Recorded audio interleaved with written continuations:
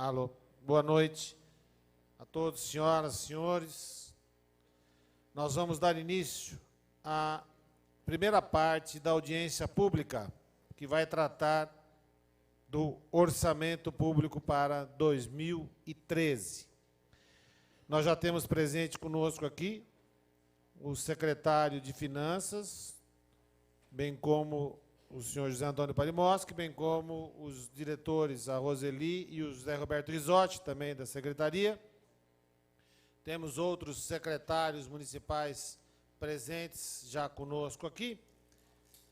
E vamos, então, dar início. Também já temos a presença de alguns vereadores, Mingo Fontebasso, a primeira secretária Natonelli, vereador Paulo Sérgio, vereador Zé Aparecido, vereador Gustavo Martinelli.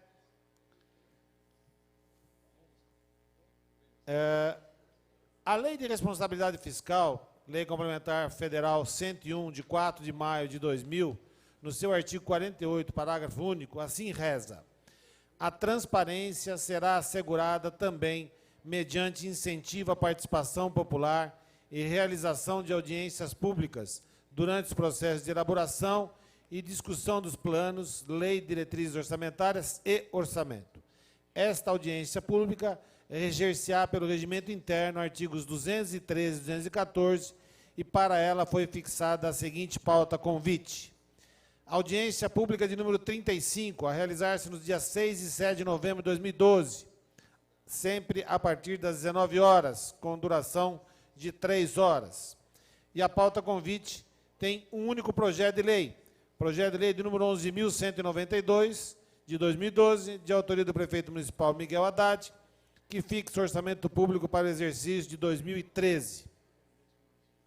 Como já foi dito aqui, já se encontra entre nós o secretário municipal de Finanças, o senhor José Antônio Palimoski, bem como dos seus diretores, e que farão a apresentação da matéria, abordando todos os seus aspectos. Em seguida, a palavra estará aberta para indagações e esclarecimentos a serem dirigidos a cada um dos senhores secretários sobre os temas pertinentes às suas respectivas pastas, na seguinte ordem de precedência. Eu pediria que, por favor, escutássemos para que depois não crie nenhum tipo de problema. Em primeiro lugar, falarão os cidadãos, os eleitores. Em segundo, se inscreverem, obviamente, os convidados oficiais. Terceiro, os representantes legais das instituições públicas e privadas. E, por fim, os vereadores. Tá? Para a inscrição, nós temos, acho que a Roseli e a Rosana, as duas.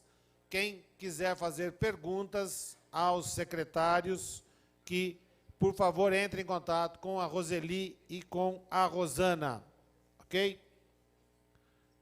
E, por fim, quando terminarmos, nós terminarmos as perguntas e encerraremos os trabalhos. Eu vou passar a palavra ao secretário de Finanças, José Antônio Palimoski, que fará a abertura e depois daremos sequência aos nossos trabalhos aqui. Senhor presidente, senhores vereadores, cumprimentar aqui todos os presentes, cumprimentar os colegas secretários, diretores, servidores, as pessoas que estão aqui participando da audiência pública. Eu, particularmente, pela primeira vez, eu não vou fazer a apresentação da audiência pública do orçamento, eu vou pedir para que o Zé Roberto Risotti, que me substituiu com bastante ênfase durante a minha saída da Secretaria de Finanças, agora nesse período de junho a novembro, e nada mais natural de quem conduziu o processo de elaboração do orçamento possa aqui vir hoje apresentar. Eu vou estar aqui acompanhando, participando, interagindo na medida do possível, se for requisitado, mas eu vou pedir para o Risotti, que é o diretor da área de orçamento, fazer aqui a apresentação para vocês. Tá bom? Muito obrigado, presidente. Eu já vou passar aqui para o Risotti para a gente ganhar velocidade aqui na apresentação. A apresentação vai ser em caráter geral, só para deixar claro para as pessoas, e depois aí a oportunidade das perguntas mais específicas de cada pasta vai se abrindo na medida depois em que houver o interesse de cada um dos participantes da audiência. Tá bom? Muito obrigado. Tá, só para situar as pessoas, nós já combinamos com o diretor José Roberto Risotti, que fará a apresentação.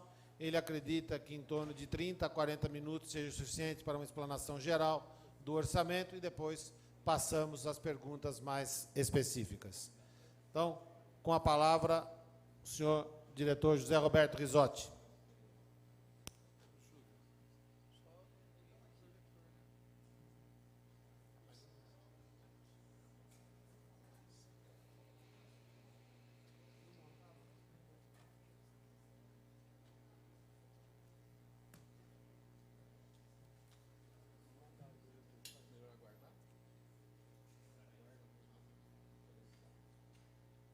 Boa noite a todos.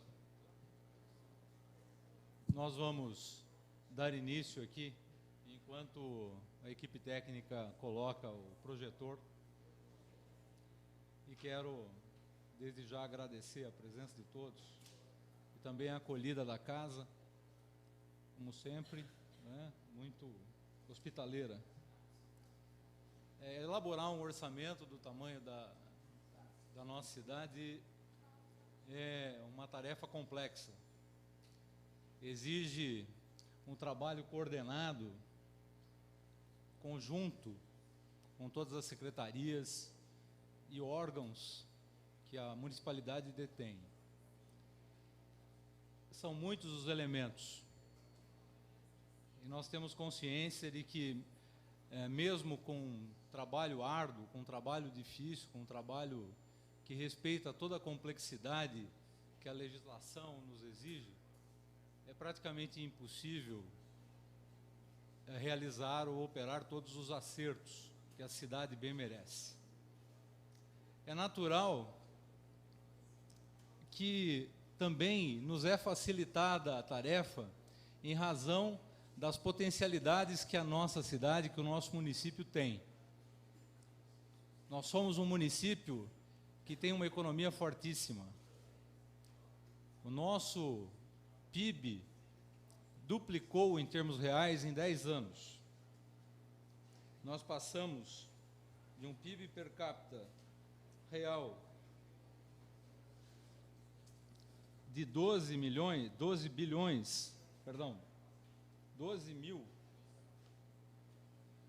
13 mil reais por ano para 24 mil reais por ano, o que dá a dimensão do poder econômico que nós temos. E é com base nesse poder econômico,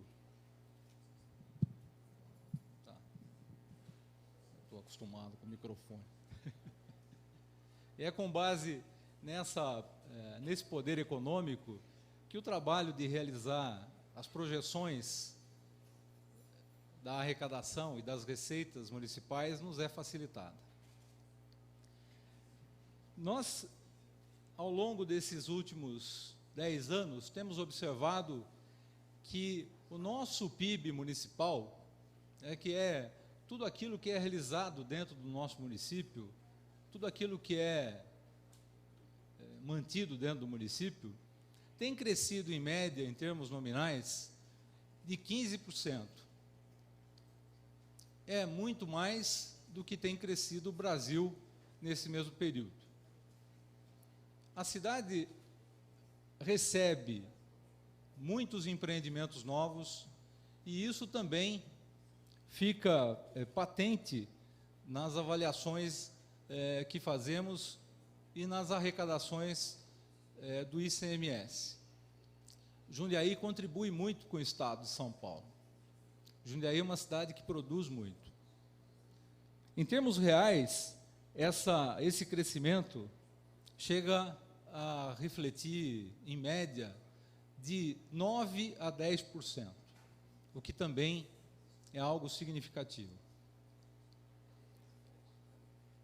Uma parte dessa riqueza fica internalizada no nosso município. Fica internalizada no formato de máquinas, fica internalizada no formato de construções, da construção civil e também de bens de capital que são adquiridos pelos seus habitantes. Nós temos recebido um movimento, e temos percebido um movimento considerável na quantidade de imóveis nesses últimos 10 anos.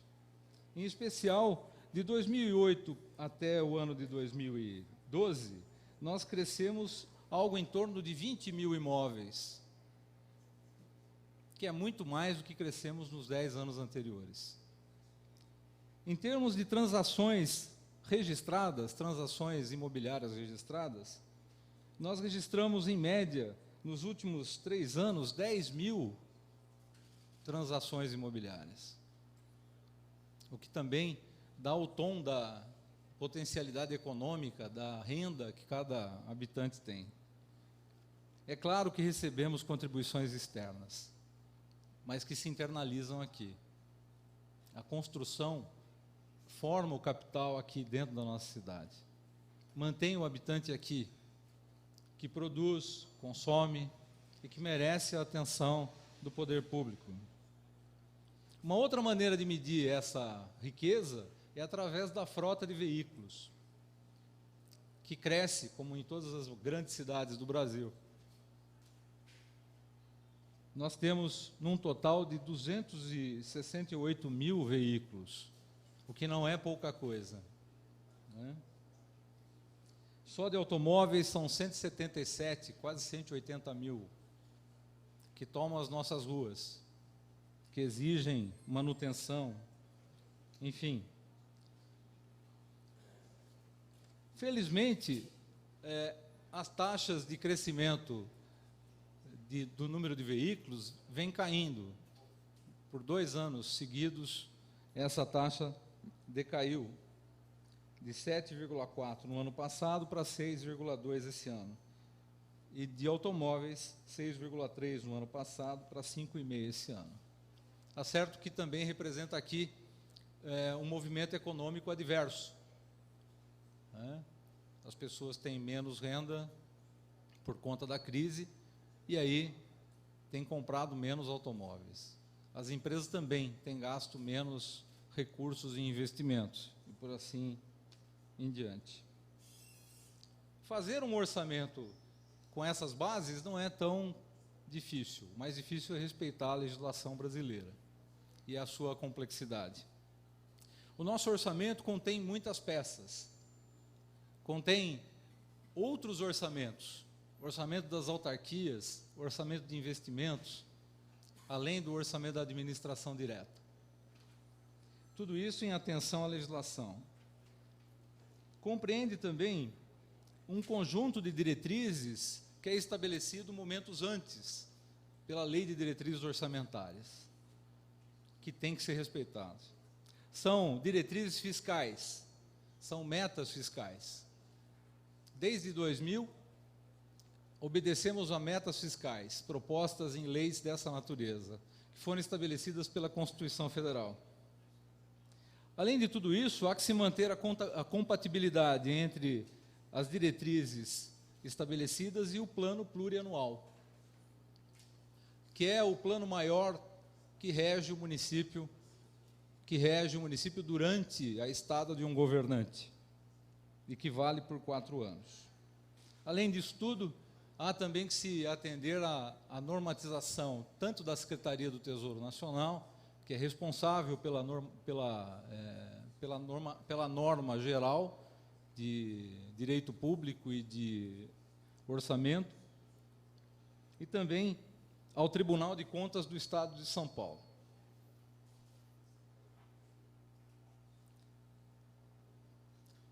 Um orçamento é um instrumento, dessa forma, de planejamento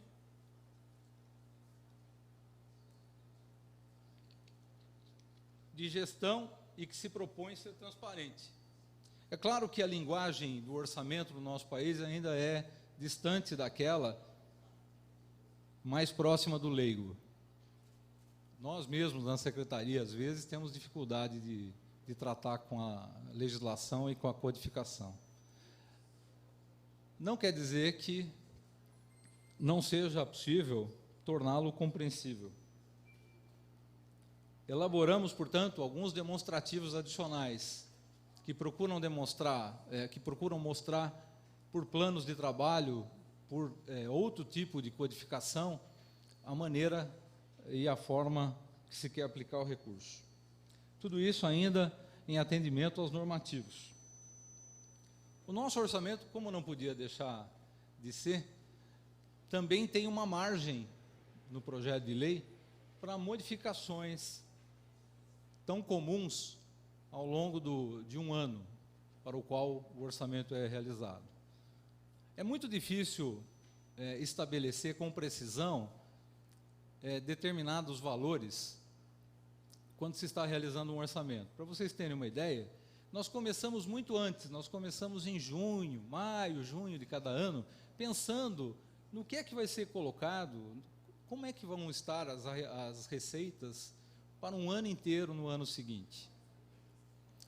Essa dinâmica, ela é muito distinta da dinâmica política e da dinâmica da sociedade, que exige, muitas vezes, alterações no seu percurso. Em respeito a essa compatibilidade que foi citada, é possível manter a harmonia, manter o equilíbrio com remanejamentos, sem agredir o orçamento de uma forma muito mais grave. Para vocês terem ideia, para efeito de comparação, o governo da União, no seu projeto de lei que tramita pelo Congresso, adotou uma margem de 20% para 2013, para todas as ações constantes dos subtítulos do seu orçamento. Já o governo do Estado de São Paulo adota 17%. E nós pretendemos adotar 10%. Em relação a esse orçamento que está sendo executado no ano de 2012, há um acréscimo. No orçamento de 2012 foram autorizados modificações até 7%. E no ano que vem nós pretendemos a utilização de 10%. Isso se dá porque o governante que está chegando, muitas vezes, precisa fazer alterações maiores. Muitas vezes, as prioridades precisam ser revistas. E é por isso, pensando nisso, que se deixou um percentual um pouco maior. Bom, o orçamento é composto por, basicamente, dois elementos essenciais: receitas e despesas. Projetadas as receitas totais, nós devemos concluir o orçamento, concluímos o orçamento com receitas correntes em torno de 1.664.000.000, que, deduzidas as receitas intra-orçamentárias, encerram em 1.517.726. O valor um pouquinho acima do que nós estamos executando no orçamento desse ano, mas que procura refletir essa dinâmica econômica que tem um potencial enorme, que foi citado no começo. O que nós observamos ao longo do tempo, em termos econômicos, é que depois de crises, depois de momentos adversos na economia, se seguem movimentos muito fortes, muito vigorosos. Isso aconteceu em 2010, depois da crise que terminou, que se concluiu em 2009. Naquele momento, nós esperávamos uma variação algo em torno de 15% e acabamos por executar algo em torno de 20% a 22%. Para o ano que vem, a expectativa é a mesma, até porque a intensidade da crise econômica, ela, no momento em que foram feitas as projeções, ela era quase que debelável. Hoje, a gente nota que a economia ainda está um pouco ressentida dessa crise econômica, mas nada que não possa ser revertido, né? Há uma variável que tem que ser levada em consideração, que é a nossa dependência do mercado externo, do mercado internacional, e que acaba impactando nos nossos orçamentos internos. Nós vimos com muita recorrência, o governo federal abrir mão de impostos, do IPI, agora de contribuições, e vem mais propostas de desoneração para os empresários. Isso tudo com a intenção de estimular a economia e de capturar a arrecadação pelo seu melhor lado, que é o lado do consumo, né, da produção, da economia real, fazendo com isso com que a economia volte a crescer. E esse crescimento não é um crescimento muito singelo. Volta um pouquinho. As nossas receitas, portanto, pode avançar, isso, devem crescer algo em torno de 18%, 19%.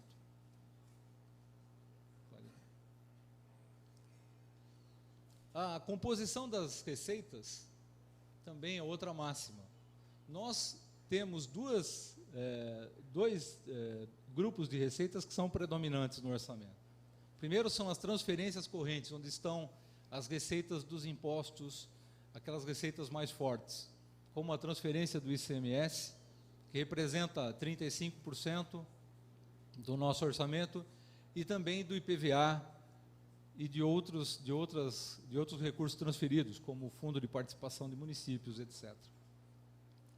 E a nossa receita tributária, cujo carro-chefe é o ISS no momento, e em conjunto com o IPTU.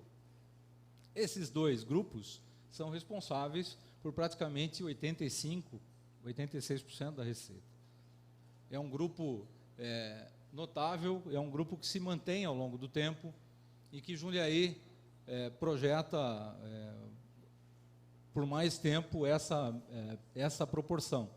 Vai ser difícil alterar essa condição de receita de transferência corrente ser menor do que as outras.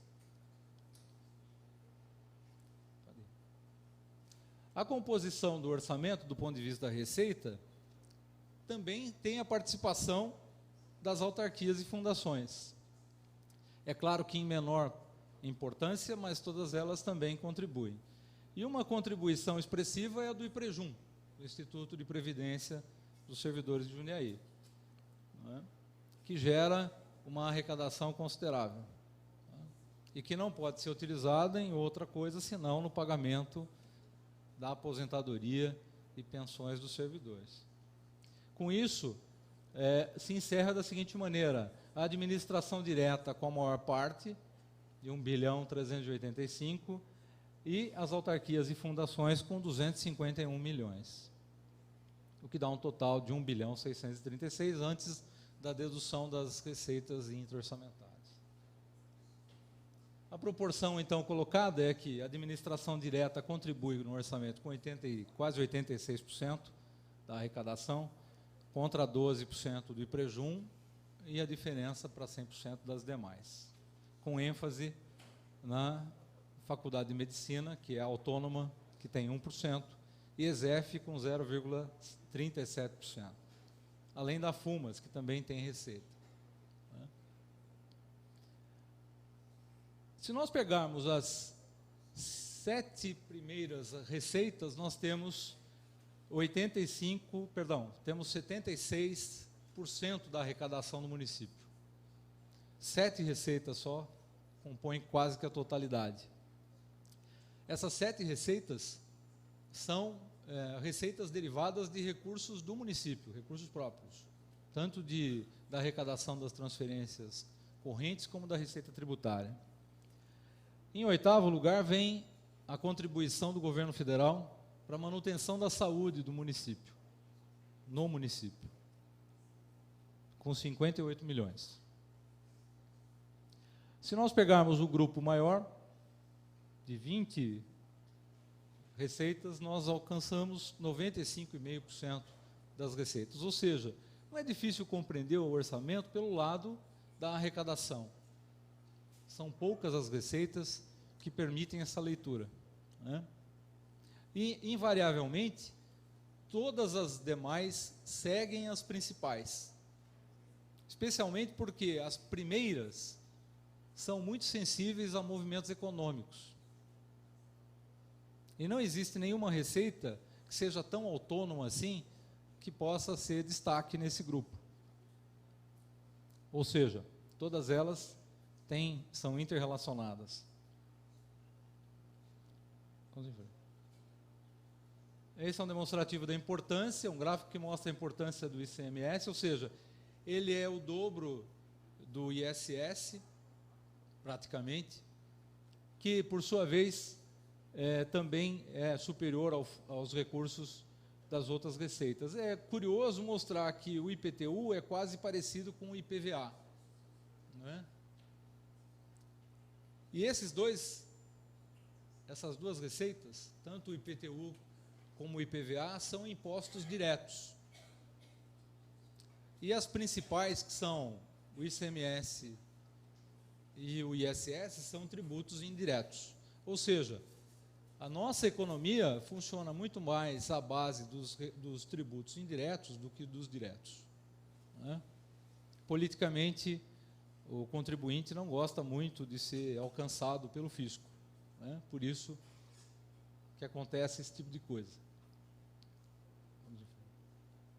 É claro que o ICMS também recebe uma contribuição expressiva da nossa dinâmica econômica, demonstrada a seguir.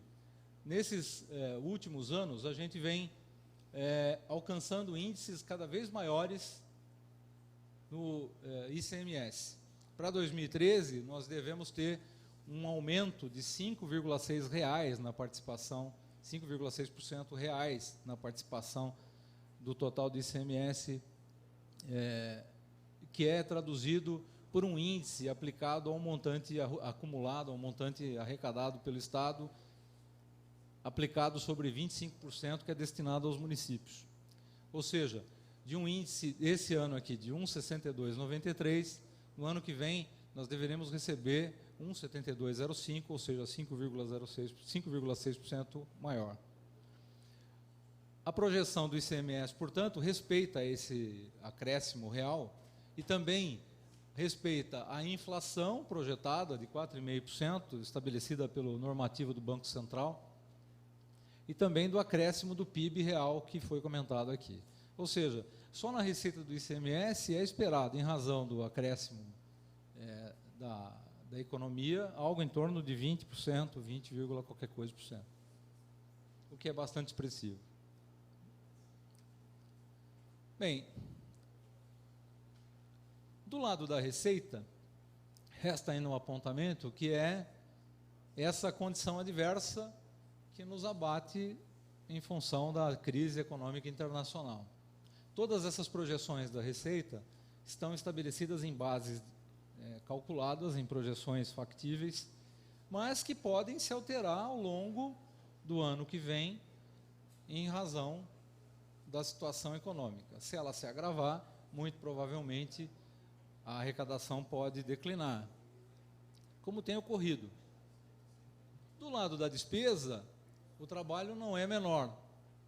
Nós temos uma atividade bastante intensa para coletar essas informações e esses dados, que respeitam também toda uma codificação estabelecida previamente, tanto pelo Ministério do Planejamento como pela Secretaria do Tesouro Nacional, e que tem também uma condução acessória por parte do Tribunal de Contas do Estado de São Paulo, que nos acompanha mensalmente. Então, me proponho aqui a falar na despesa por suas principais categorias, estabelecendo os valores que foram tratados para gasto com o pessoal, o estoque da dívida e a previsão do pagamento do serviço da dívida, que são pilares de cumprimento da Lei de Responsabilidade Fiscal. Começamos, então, mostrando como vão se comportar, ou como deverão se comportar as despesas por categoria. A principal delas é a de pessoal e encargos sociais, com 656 milhões de reais. Dentro desse grupo, ainda temos os juros e encargos da dívida, com 30 milhões e 471 mil reais. E as outras despesas correntes, que se compõem que são despesas de contratação de serviços, de compra de materiais e outras despesas dessa natureza, e que representarão 696 milhões se gastos na totalidade. Do lado das despesas de capital, nós temos um total de 148 milhões e meio, dos quais 134 milhões e meio são de investimentos, que a gente vai ver como se decompõe, e na amortização da dívida de 13 milhões e 955. Ainda há que se considerar a reserva de contingência, que é o movimento que o IPREJUM faz para reservar recursos para pagamento de aposentadorias e pensões futuras, e ainda as despesas intra-orçamentárias, o que dá uma despesa total de 1 bilhão 553, como foi dito antes. A disposição proporcional dessas despesas está aí destacada, ou seja, pessoal e encargos sociais ficam com 40%, as outras despesas correntes com 42,54%, os investimentos com 8,22% e os demais com a diferença para 100%. Com destaque para a amortização da dívida e para juros e encargos da dívida que são respeitados e que são pagos regularmente. Como sempre fazemos, nós trazemos aqui um quadro descritivo do quantitativo de servidores que foram contratados por tipo, dando destaque desde os agentes políticos, para cargos em comissão, para os seletistas estatutários e outros de importância equivalente. Nós tínhamos em 2004 5.646 servidores.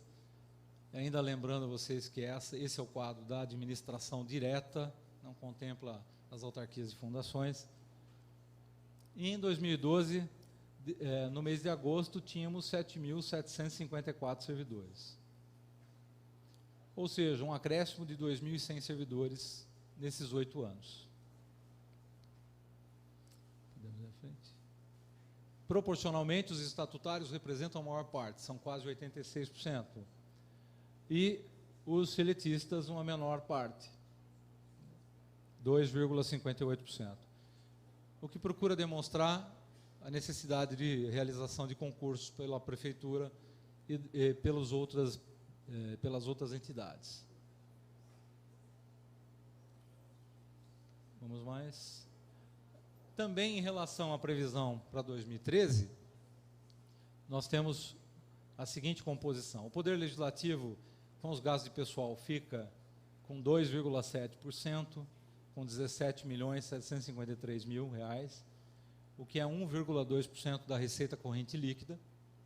O Poder Executivo, com 638.445.778, que é 97% desse total, que representa 42,8% da receita corrente líquida. E esse total da administração do Poder Executivo é dividido em duas partes. A primeira, a Prefeitura, que é a administração direta, 520 milhões, que representa 34,9% da receita corrente líquida, ou 79,3% do total.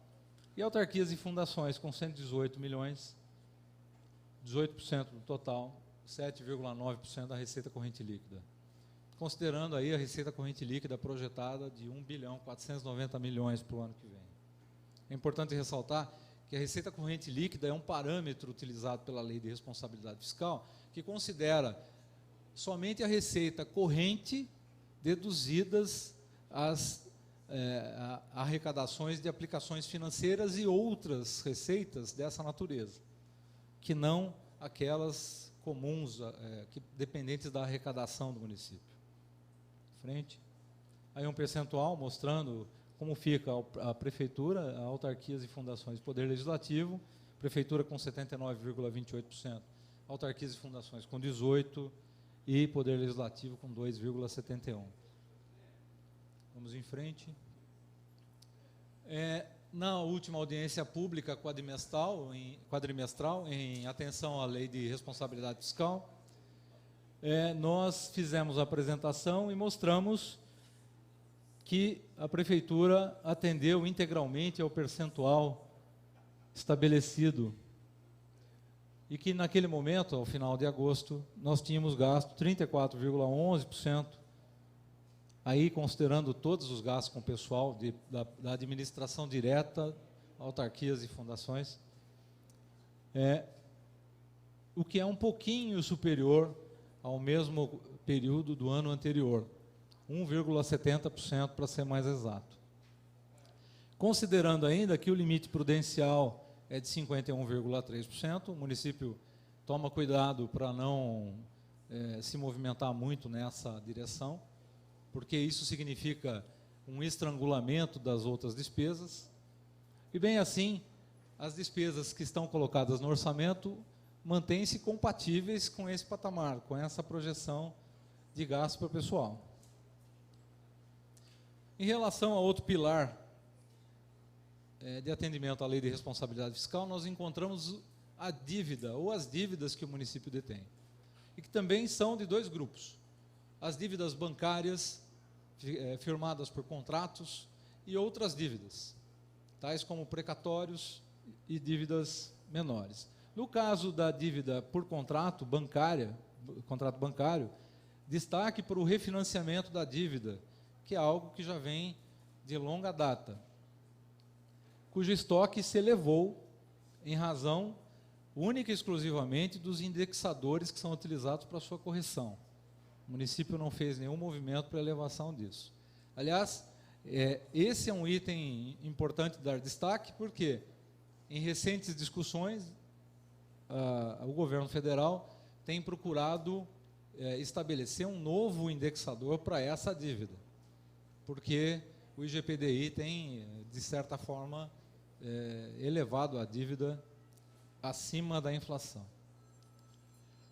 Isso já foi conquistado pelos estados recentemente, e agora o governo avança numa negociação com os municípios, em especial os municípios capitais, como São Paulo, e outros que são devedores, como Rio de Janeiro, e por aí vai. A outra dívida significativa é do saneamento para todos, mas reflete somente um aporte que foi realizado no ano passado, o último aporte significativo, e que se encerra nesse ano, no ano de 2013, perdão, com um resíduo muito pequeno. Então, o movimento da dívida não é significativo a ponto de nos preocupar. A outra parte da dívida é dos requisitórios e dos acordos com o IPREJUM. O requisitório é uma situação quase ajustada, digo isso porque a Prefeitura vem mantendo em dia os pagamentos, de acordo com o que está estabelecido na Constituição Federal e nas determinações do Tribunal de Justiça. E mais recentemente, existem algumas alterações que têm provocado uma certa confusão, mas, de qualquer maneira, o saldo da dívida reflete a posição de mais 1 ou 2 anos, não mais que isso. Ou seja, dentro de 2 anos, praticamente se esgotará o pagamento dos requisitórios. Também há acordos, os acordos com o IPREJUM também praticamente fazem parte de acordos bancários, não é? Também reflete acréscimo de correção monetária, única e exclusivamente, porque não há nenhuma dívida a mais para com o IPREJUM. E as dívidas existentes estão devidamente equacionadas.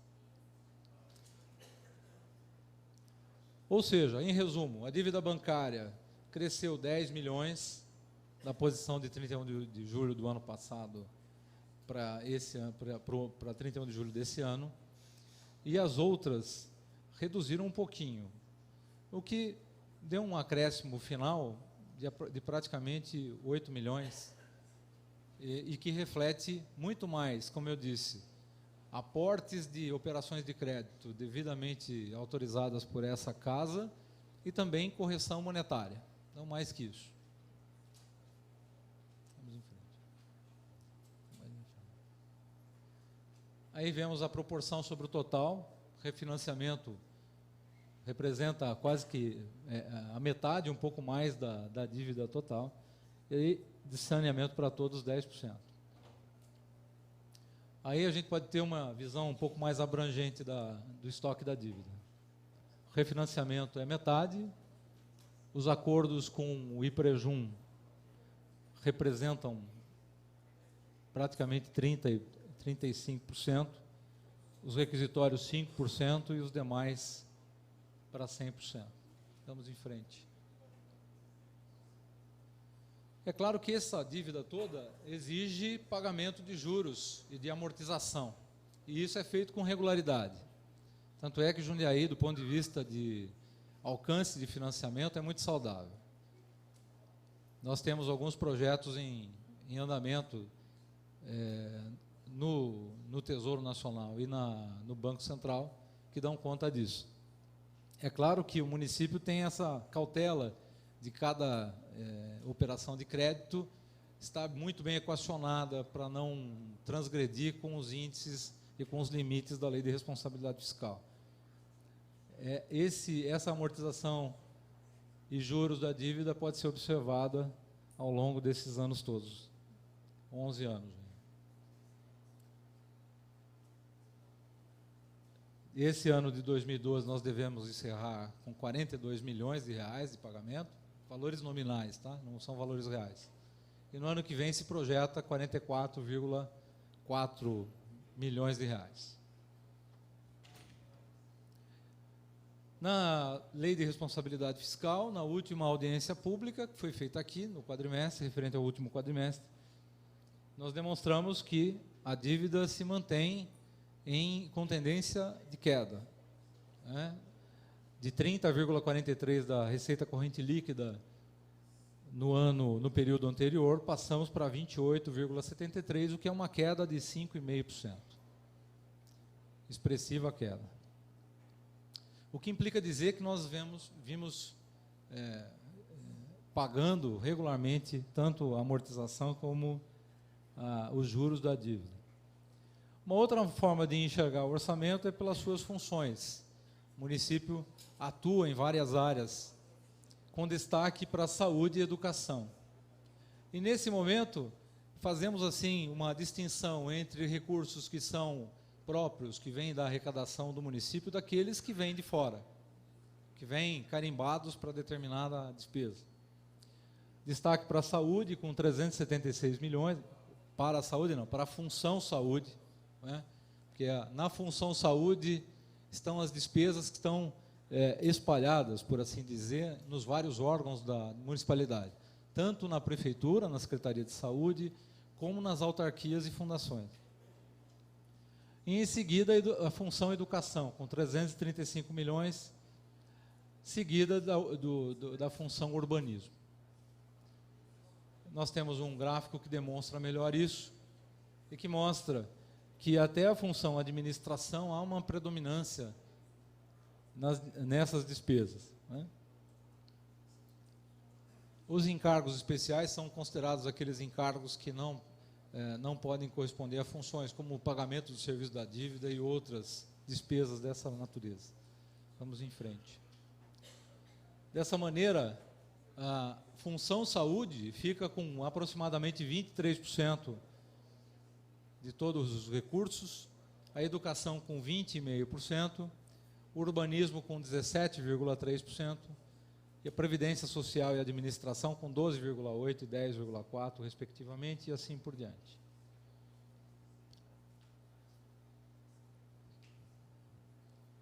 Quando o destaque é por órgão, os valores não se modificam tão abruptamente, ou seja, a Secretaria Municipal de Saúde é a que detém a maior fatia do orçamento do município. Vai ficar com 313,4 milhões de reais, seguida pela Secretaria Municipal de Educação e Esportes, com 296,8 milhões, do Instituto de Previdência do município, com 198 milhões, pela Secretaria Municipal de Serviços Públicos, com 147, quase 148 milhões de reais. A Secretaria de Finanças comparece com um valor expressivo, mas é porque é nessa secretaria que estão colocados os recursos para pagamento dos precatórios do serviço da dívida. Então, existem poucos projetos significativos voltados para o planejamento urbano da cidade, mas não a ponto de se igualarem às demais, às anteriores. Em termos percentuais, por órgãos, a Secretaria Municipal de Saúde, é bom destacar que a Secretaria Municipal de Saúde é uma parte da função saúde, por isso que o percentual é um pouco menor, com 19,1%. Secretaria Municipal de Educação com 18%, seguido do IPREJUM com 12% e Serviços Públicos com 9%, Recursos Humanos com 8%. E aí vale o destaque que na Secretaria de Recursos Humanos estão alocados os recursos destinados aos reajustes dos servidores, aos ajustes do plano de cargos. Não significa que sejam destinados a projetos além desses que eu citei. Vamos em frente. Concluindo essa parte do atendimento da Lei de Responsabilidade Fiscal, nós temos que, para uma receita corrente líquida de 1.490, 1.490, quase 1,5 bilhão, nós devemos ter gasto com o pessoal de 656 milhões, ou seja, 44%, dentro do limite prudencial. Um saldo da dívida de 348 milhões e meio, ou 23,4%, e uma previsão de operação de crédito de 12.550.000, que é 0,8%, também dentro do limite legal. Ainda há que se falar a respeito das obrigações para com saúde e educação, obrigações essas constitucionais, e que nós vamos rapidamente passar, mostrando que, pode passar mais um quadro, por favor, aí, que por órgãos, a Secretaria Municipal de Saúde detém 83% do orçamento, a Faculdade de Medicina 11,7%, por conta do hospital universitário, a Secretaria Municipal de Recursos Humanos 4,5% e a Secretaria Municipal de Finanças 0,6%. A Secretaria Municipal de Recursos Humanos fica com esse percentual por conta dos recursos de reajustes destinados ao pessoal da saúde. E na Secretaria de Finanças por conta das despesas com precatórios, com requisitórios judiciais de natureza da saúde. Para a administração direta, 88,3% e a administração indireta, 11,7%. Vamos em frente. A aplicação final é de 24,53%, considerando a obrigatoriedade de aplicação de impostos nas despesas com funções da saúde. Essas despesas na função saúde são da ordem de 298 milhões com recursos próprios e 78 milhões com recursos vinculados, que dá um total de 376 milhões. O que encerra um percentual de 24,5% contra uma receita aplicável de 1.216 bilhões de natureza de impostos. Vamos em frente. Por subfunção, as principais subfunções para a saúde, nós temos que a principal é destinada à assistência hospitalar e ambulatorial, com 66,5%, contra a atenção básica de 22,3%. E as demais completam o quadro. Destaque que na assistência hospitalar e ambulatorial, nós estamos falando de praticamente 2 hospitais.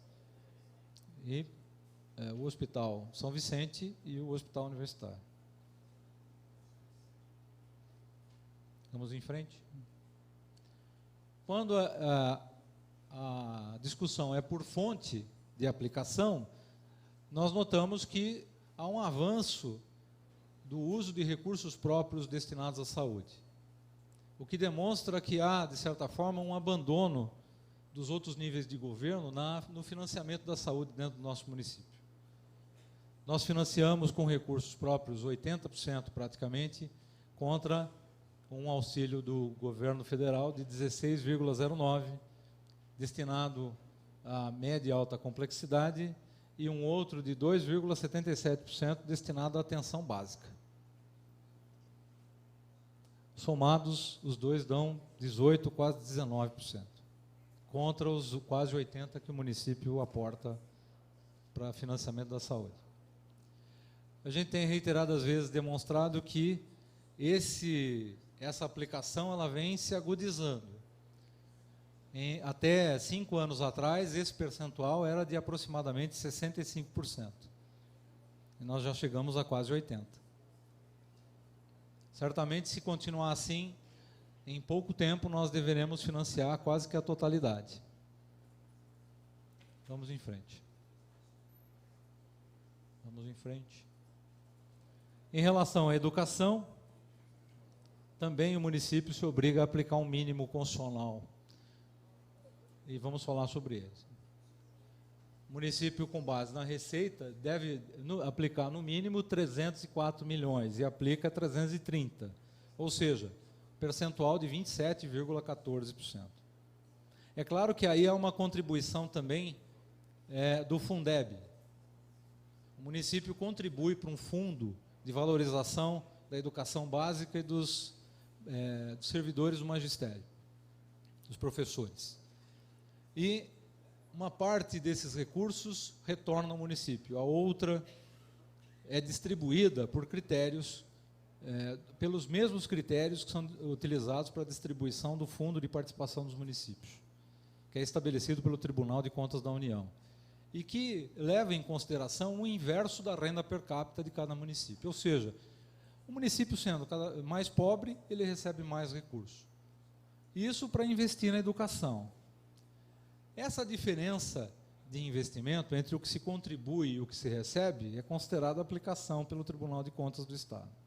Então, somando os recursos da fonte do Tesouro aplicados na educação infantil e ensino fundamental, de 184 milhões, e dos recursos do Fundeb, também aplicados no ensino infantil e no fundamental, de 101 milhões, e mais aquilo que a gente contribui para os outros municípios, de 45 milhões, nós devemos aplicar 330 milhões na educação. Ou seja, 285 aqui dentro e a diferença lá fora. O que dá os 27,14%. Avançando. Na aplicação total, 45,96% é destinado ao ensino fundamental e 54,04% para a educação infantil. Avançando. O município financia a totalidade com recursos próprios, porque a contribuição que o município faz à Fundeb é de recursos próprios. Ela é oriunda do ICMS, do FPM, do ITBI e assim por diante. Então, não é justo falar que há contribuição de outros. Só na diferença da aplicação que isso se dá. Em relação a essas contribuições excedentes, quase 14% saem do município para atender aos outros sistemas de ensino. Vamos em frente. Do Fundeb, 24 milhões serão aplicados na educação infantil e 77 milhões, ou seja, 76% no ensino fundamental. Vamos em frente. E finalmente, para concluir, eu queria mostrar a vocês assim, um orçamento de uma outra maneira, com outro olhar. De tudo aquilo que a gente já falou, né, nós demos destaque para as despesas com o pessoal, nós demos destaque para as autarquias e fundações, nós demos destaque para a dívida. E, juntando tudo isso, a gente pode notar que essas são despesas com as quais o município tem que se comprometer, não pode deixar de realizá-las. Não é?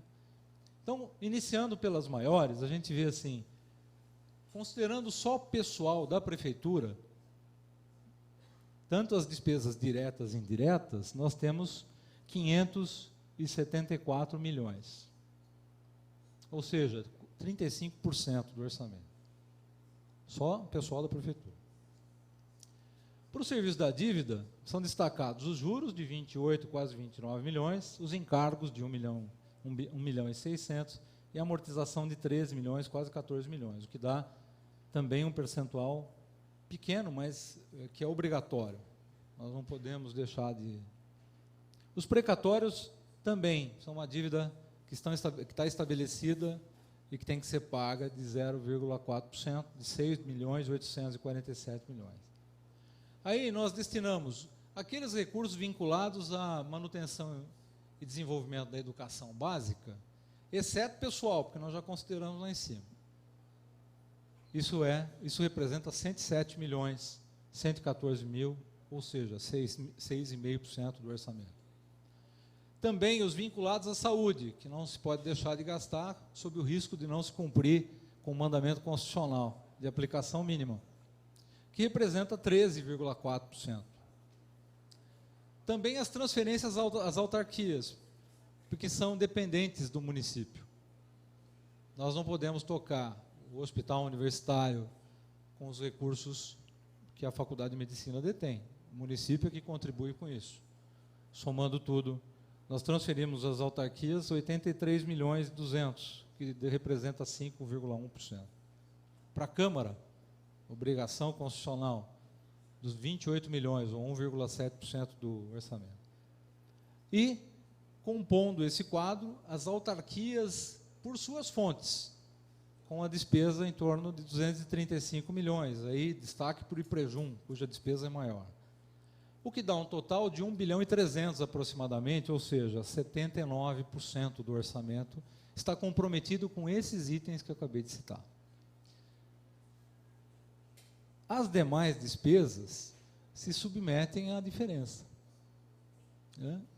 Então, todas as outras despesas de manutenção do município, como limpeza, os investimentos e tudo mais, estão dentro desse 337 milhões. Tá?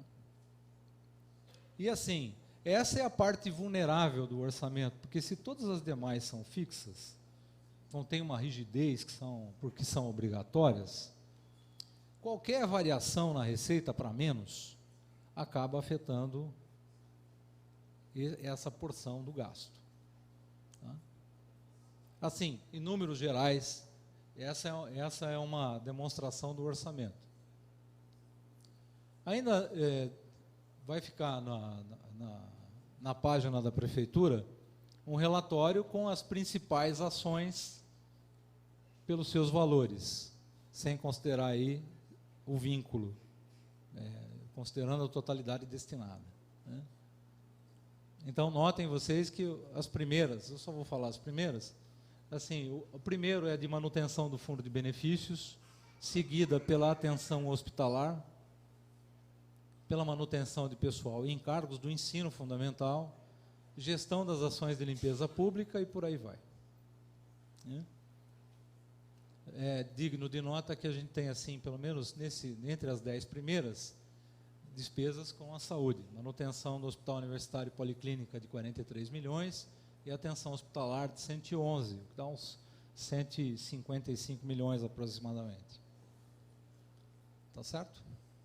E, atendendo ao pedido do presidente, encerro aqui a minha apresentação. Muito obrigado.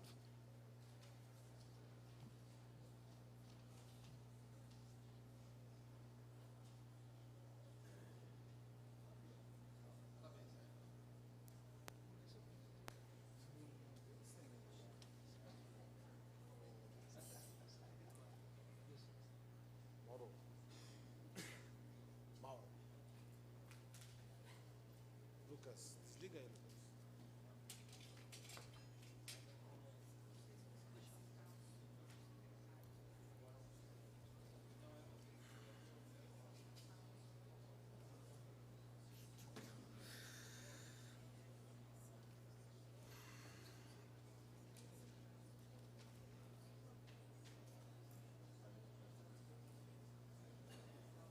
Bem, retomando os nossos trabalhos, como chegou muita gente aí durante a apresentação do José Roberto Risotti, eu vou aqui fazer de novo alguns avisos.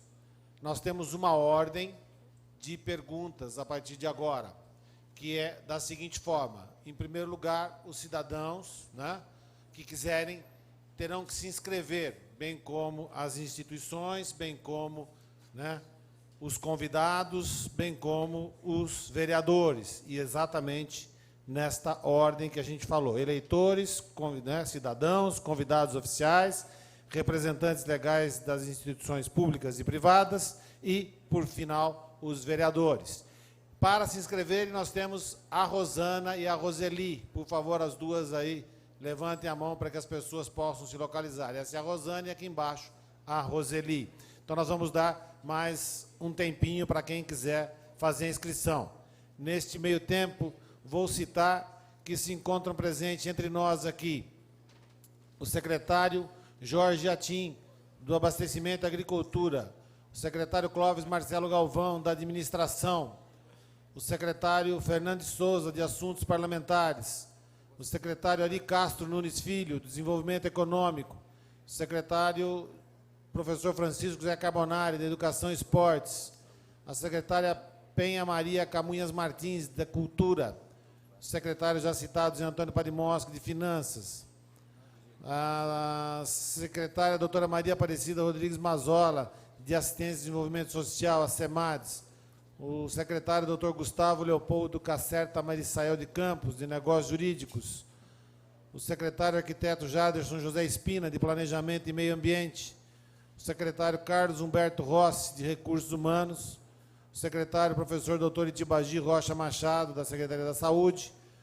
o secretário engenheiro Walter da Costa e Silva Filho, Serviços Públicos, o secretário professor Laércio Borelli, adjunto de Esportes, a senhora Mônica Gropelo, superintendente da TVE, o doutor Paulo Sérgio de Lemos Giacomelli Estel, comandante da Guarda Municipal, o doutor José Aparecido Marcucci, diretor-presidente do Instituto de Previdência do município de Jundiaí, o IPREJUM, o professor doutor Edmir Américo Lourenço, desculpa, na realidade, o senhor José Carlos Tresmonte, representando, né, o diretor da Faculdade de Medicina, doutor Jaime Rodrigues, o senhor Wilson Roberto Engholm, presidente da DAI, Sociedade Anônima Água e Esgoto, o senhor Eduardo Santos Palhares, superintendente da Fundação Municipal de Ação Social AFUMAS, o engenheiro Ademir Pedro Vitor, diretor-presidente da Escola de Governo e Gestão do município de Jundiaí,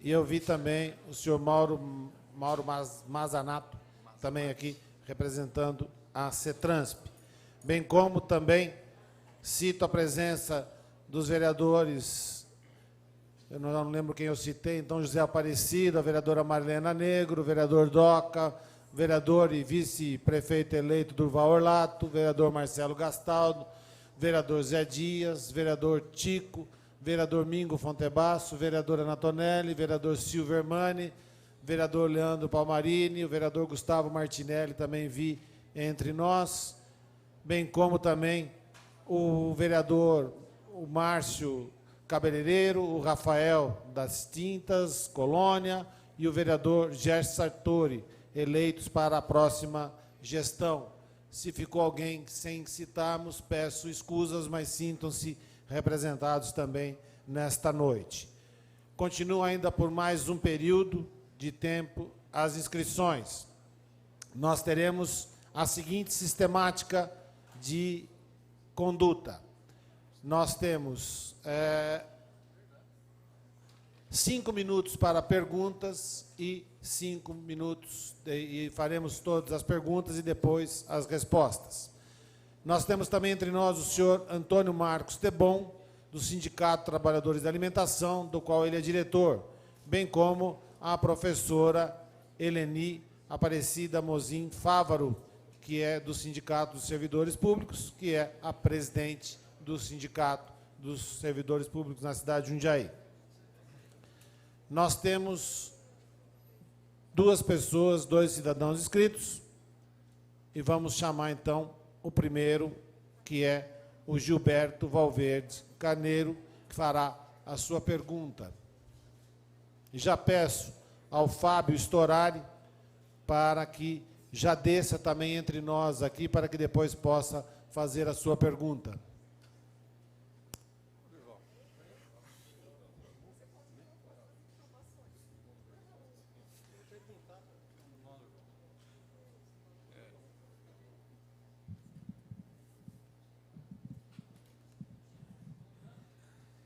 Boa noite à mesa, boa noite aos vereadores, boa noite a todos.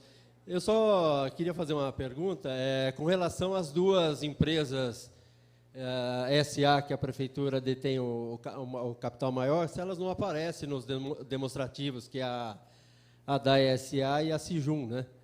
Que eu olhei o orçamento, li, eu não acho os demonstrativos delas, né? Inclusive a Sijum parece que abriu filial agora, então eu não vejo aí orçamento, transferência de uma para outra, e eu gostaria de saber onde que eu encontro essa informação. Obrigado. Respondo, não tem problema nenhum. No orçamento aqui, Gilberto Valverde, você vai encontrar no artigo, vamos ver aqui qual o artigo que está. Em 2013, no artigo 6º, o orçamento de investimento das empresas em que o município detém maioria do capital social com direito a voto, às que você se refere, no caso a Sijum e a DAE, ficam fixados em R$ 12.821.000, relativos aos montantes da Sijum, e R$ 12.150.000 da DAE. Está no artigo 6º do corpo do projeto de lei. Como são SAs, naturalmente não está descritivo como tem aqui de pessoal, enfim, não há transferências, são empresas que têm autonomia administrativa e financeira e vivem do seu próprio sustento. Muito bem. O Fábio Storari já se encontra entre nós, por favor.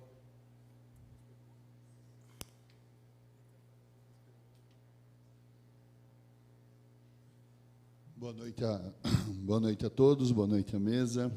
É um prazer poder voltar a casa, participando mais uma vez de uma audiência pública. Agora, às portas de uma nova gestão que vem por aí. Fica uma pergunta diante do que a gente deu uma estudada no projeto que está no site, né? Deu uma olhada, e a gente ficou com, acho que é interessante para todos até entender, dentro de um orçamento apertado, né, pelo que foi demonstrado aqui agora, que ele é bem justo, né, com uma sobra bem pequena, como para 2013 vai haver uma dotação de verba para novas secretarias. Pergunto isso porque, tanto no governo anterior, já há um processo em andamento, por exemplo, sobre uma Secretaria de Meio Ambiente, o município vai passar a ser um município licenciador, e isso vai ser necessário, e eu gostaria de saber como haver essa dotação de verba para novas secretarias, se vocês puderem me ajudar. Obrigado.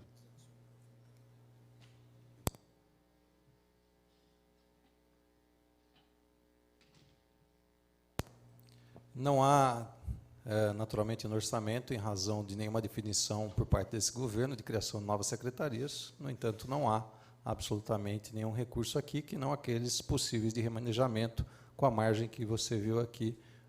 Até para você constituir uma secretaria, você precisa encaminhar projeto de lei, fazer abertura de crédito adicional específico, enfim. Esse vai ser um procedimento a ser verificado no curso de 2013. Nesse orçamento não contempla nenhuma nova unidade administrativa, só aquelas que já existem.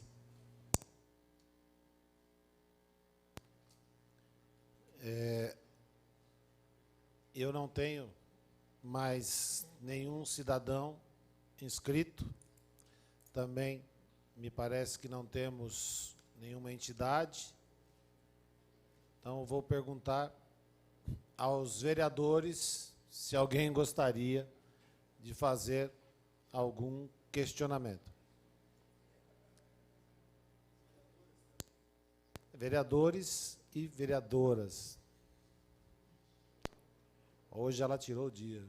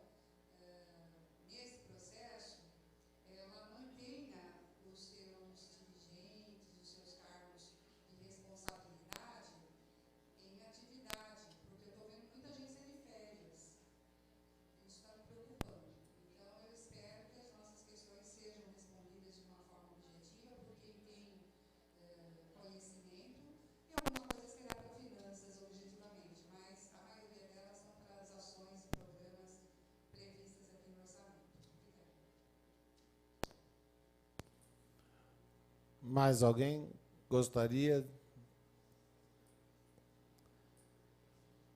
Bem, eu acho que eu nunca fiz uma audiência pública de orçamento, secretário José Antônio Parimoski, diretor José Roberto Risotti, aonde nós tivéssemos, né, um nível de tão poucas perguntas.